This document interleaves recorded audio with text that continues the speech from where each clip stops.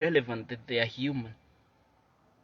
When is this going to spoil? Does everyone need to only say what you want to hear because, well, when their opinion becomes a threat to your ideology, that then they are enemies of the state?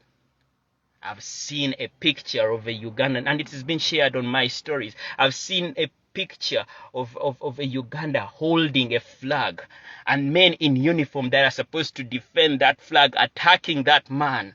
That summarizes it all, because the flag of a nation, when it is raised, and the men that swore to defend that flag with all their heart and their soul, they are supposed to respond in a way that is civil enough. They're supposed to salute that flag. They are instead dragging that man and tearing his clothes apart and beating him apart. God knows if he is still alive. And these are the men that swore to protect and serve the people of Uganda. That flag, when I was in school, they told me blood, that the red means the blood of the people. And that is how humanity, that is what brings us together.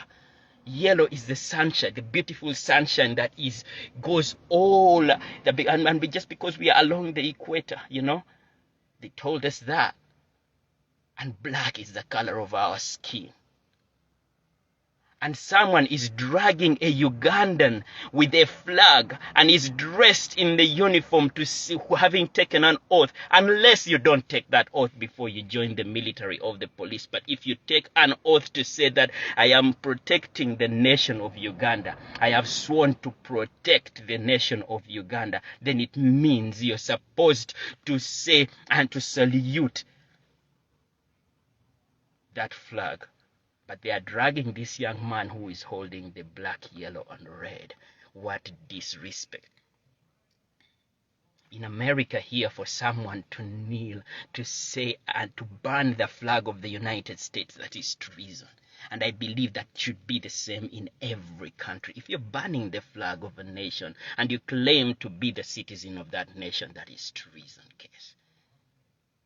These men in uniform are supposed to be arrested for having dragged a man who has holding up the flag of the nation. And yet here we are. Many of you who are putting on those yellow t-shirts, many of you have seen comments of so many saying, why don't they tear gas? Bobi Wine is not the one that is calling these crowds. This is real love. He does not have to pay anyone to come to any of his rallies. It's not his fault that it is this popular. People are clamoring for any sort of hope that is supposed to drag this country out of whatever pit that we are finding ourselves in.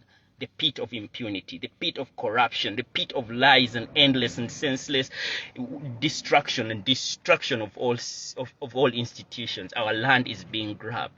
You cannot be so sure that everyone in Uganda has a piece of land anymore, because the next day you could be evicted from that land.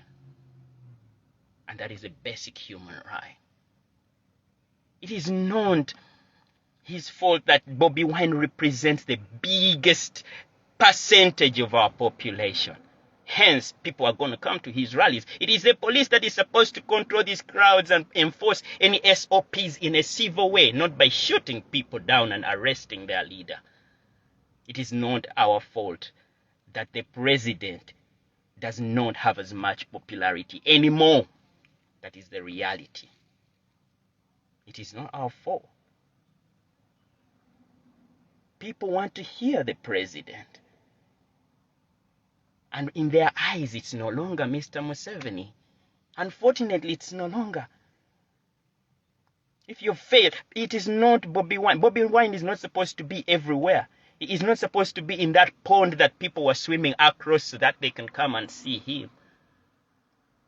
Then I see the comments of some movement-leaning people who were speaking without any sort of critical thinking, saying, why don't they just tear gas them?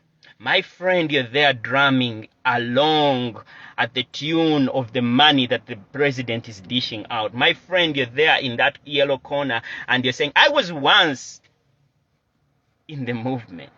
I used to debate in school, defending the president, saying this is our Mandela, this thing. I remember the points I used when we used to debate these sort of naive talks that we did not know, because we lacked information and deep conviction towards where we want this country to go.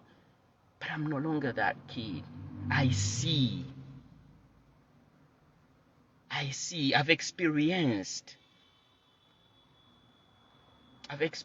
what works and what does not work. And what is in Uganda, I saw Ugandans, you saw when the parliament was abused, when the security invaded the parliament and beat all those legislators senseless. You saw that, and we kept quiet. We looked the other way, and yet you still put on that yellow t-shirt with the man in the heart, with the heart. He's saying he's securing your future. This man is on record having said that he does not serve anybody. He's not a servant. He's taking care of his kids and his grandchildren. And you are there on social media supporting the emperor. You are lying to him that he's still dressed. He is naked. He is naked. Even if he gives you 5 million shillings to go on his campaign caravan, even if he gives you 10 million, even if he gives you 100 cows, on what land are you going to take care of those cows? Because the land no longer belongs to you. Little by little, the land is being taken by these people, by that inner circle. The country and its identity is being blurred. Very soon there will never be any Uganda. I saw the Independence Monument. They put something that is so creepy. That is an historical site. They're already manipulating the history of this nation. If they can authorize the men in uniform to attack somebody who is holding up a Ugandan flag, that should sum it up for you. It should. But yet, we look the other way and allow impunity to reign over us for the next 5 years. We will. Because that's who we are. We are very good people. We're very nice people. Our sisters and brothers are being shot right now as I speak on the street. Right now. Right now. I had a business in town, and we hardly made more than 20 million shillings a month, but yet we had, according to the tax people, yet we had a bill of 300 million shillings annual, returns that we're supposed to have filed. A startup in Uganda does not get as much support as an investor who comes in and they give him free land. That is the land that they're going to take from you. Believe me, they promise investors with free land and all incentives and tax break, whatever tax break they are giving to a person who is coming in from another country is the tax you're going to pay, because you have to even that up. You have to wake up. Yes, you're taking the 5 million shillings right now, but they're going to get it back from you. And they're going to get back more than what you are giving you right now to be on that campaign trail. It's about math. Wake up. I am praying for my brothers and sisters in Uganda, but please, please, please, stand up to police brutality. Stand up. God bless.